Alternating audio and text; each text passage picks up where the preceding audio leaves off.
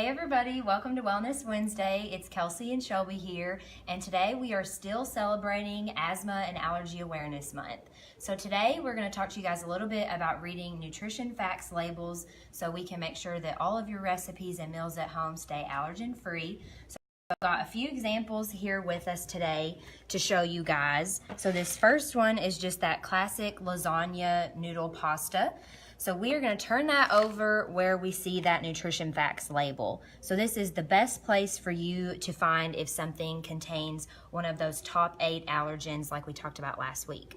So where we will look first is going to be at that contain statement. So this is part of the FALCPA law that was put in place for our food manufacturing companies. So this means that all of those food manufacturers are required to list or to clearly list any of those top 8 allergens. So for this product in particular, that's going to mean wheat. So we know that a lot of our pasta noodles contain that wheat, and that's one of our top allergens. So you can see here that it says contains wheat ingredients. So that is something that you would definitely want to avoid if you have that wheat allergy. The next thing that you'll see here is going to be processed in a facility that uses egg. So if you're a person that does have that egg allergy, we still want to go ahead and avoid this product because about 7% of the time, if it says processed in a facility that uses your allergen, then most likely it will contain that allergen. So it's just best to avoid that. Another place that you can look to find any of those top 8 allergens is just going to be in the ingredients list. So it will say, you know, in plain English, that allergen may be in parentheses or in bold lettering. So just also look there. If you ever have any questions or concerns about maybe if you have an allergy that's not one of the top 8, you can always call the food manufacturing company just to be sure. That's going to be your best bet.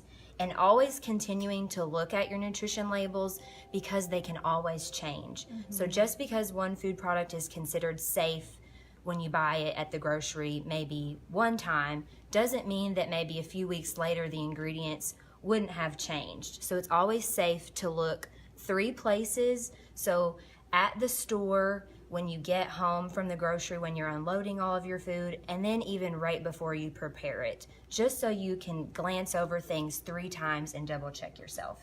So to give you guys an example of a product that doesn't have any of those top 8 allergens, we're going to use this in our recipe today. So it's just a plain box of raisins. So you can see here that in our ingredients list, we don't see any kind of those contain statements. Really, this ingredients is just one ingredient, just our plain raisins. So this would be a safe food product for any of those top 8 allergens.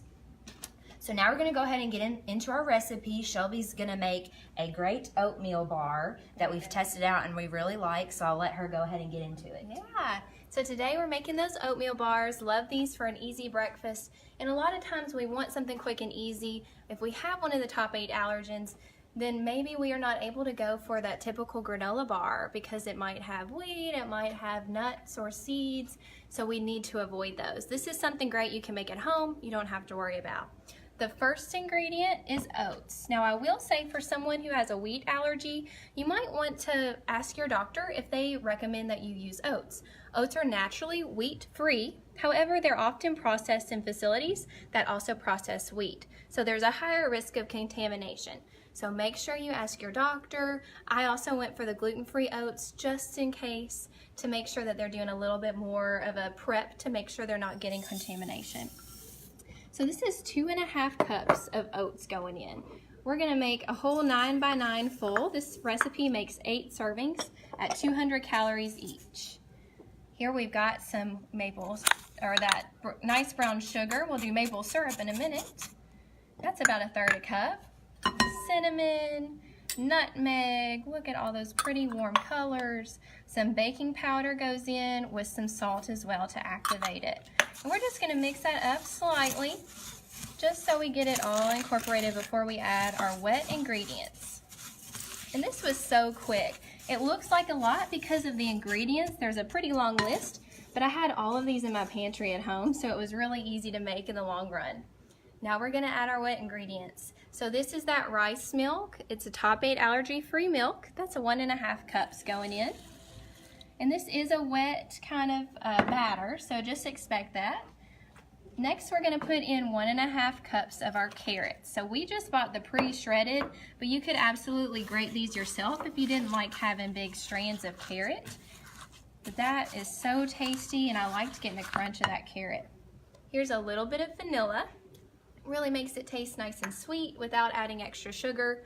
A little bit of oil going in, just 2 tablespoons, and then some raisins. A classic addition to any carrot cake. Bakes up really nicely. 2 tablespoons of maple syrup, just for a different kind of sweetness. And this is not a lot of added sugar, which is nice. Here's our crushed pineapple. And then we also drained that pineapple and got 1/3 cup of the juice. Now all you do is mix it. And then we're gonna bake it in a 375-degree oven for about 35 to 40 minutes, or until your toothpick comes out clean from the middle. You can see our finished product over here. I'll show you once I get to mixing. And Kelsey, if you wouldn't mind pouring that into our greased dish. Let's look at this finished product. Pretty big serving size. Really, really tasty and sweet. I absolutely loved having it. I keep mine in the fridge, and you can keep them for about 3 days. Let's take a bite. I love the cinnamon. You can definitely taste the warm spices and a little bit of sweetness, but not overpowering. It's just enough. So you could almost do this as like a dessert, kind of because of that sweetness from the maple syrup and the brown sugar.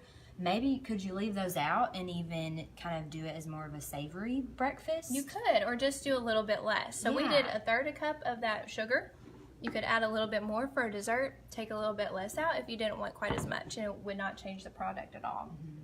Really tasty. And one thing I was thinking of was a nice little cream cheese spread on top. If you could find a dairy-free cream cheese, that would be a great option to keep it allergy-friendly.